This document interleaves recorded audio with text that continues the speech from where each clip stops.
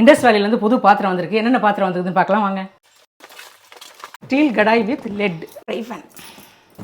இதுவும் வந்து ஸ்டீலில் ஃப்ரை ஃபேன்.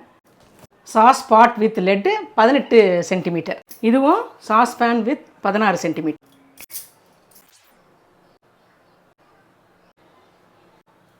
இதை வச்சுட்டு உருளைக்கிழங்கு எப்படி வறுக்கிறதுன்னு பார்க்கலாம் வாங்க. காஞ்சதும் கொஞ்சமாக எண்ணெய் ஊற்றிடலாம். எண்ணெய் காஞ்சதும் கொஞ்சமாக கடுகு, 2 காஞ்ச மிளகா, ஒரு பாதி வெங்காயம் பொடியாக கட் பண்ணது, ஒரு 3 பல்லு பூண்டு தட்டினது, வெங்காயம் இந்த அளவு வதங்கினதுக்கப்புறம் ஒரு தக்காளி, இது கொஞ்சமாக உப்பு. இப்போ கத்திரிக்காய் உருளைக்கிழங்கு சேர்த்துடலாம்.